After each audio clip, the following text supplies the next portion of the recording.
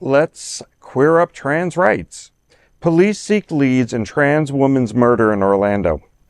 Police in Florida are seeking the public's assistance in identifying the shooter who killed Monique Brooks, a 49-year-old black transgender woman.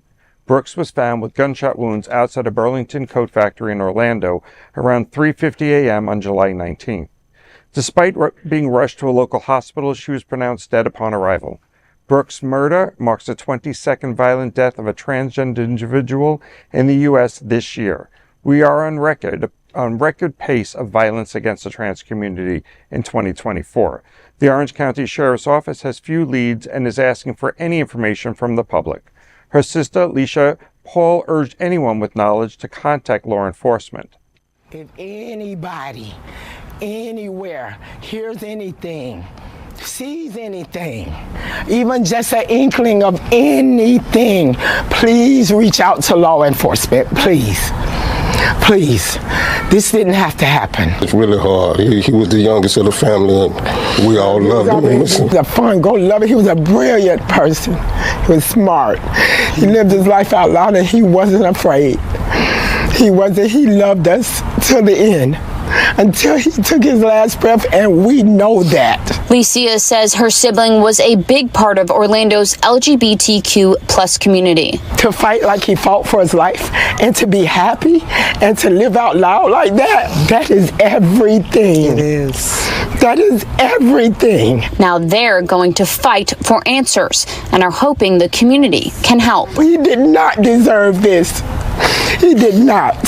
So again, if anybody knows anything or seen anything or hears anything, you can be anonymous, or if you come to us, you're still going to be anonymous. We just want to know. We want justice. Brooks was a cherished member of the local trans community and an active participant in Divas in Dialogue, a group supporting transgender women of color. Mulan Montrese Williams, the group's executive director, described Brooks as, quote, one of the sweetest souls I've ever known, end quote. Anyone with information about Brooks' murder is encouraged to call Crimeline at 1-800-423-8477. What's scary is this is not just happening here in Florida or in the United States, but around the world. Mm-hmm. I think in Forbes magazine said 320 trans people were killed in 2023 around the world, and they listed as beaten, stabbed, or shot. 94% of them are trans women. Most of them are black, and they're in the age group of 19 to 25, and that mirrors what's happening here. So, you know, it is a frightening statistic, and it's just heartbreaking to hear another story where somebody is just taking someone's life needlessly, you know. I look forward to the day when we don't have to report these kinds of unnecessary tragedies, and I wonder what it's going to take for that day to come. Well, it's going to take that we don't have politicians that are putting out rhetoric that the trans community is here to attack people, that they're here to groom people.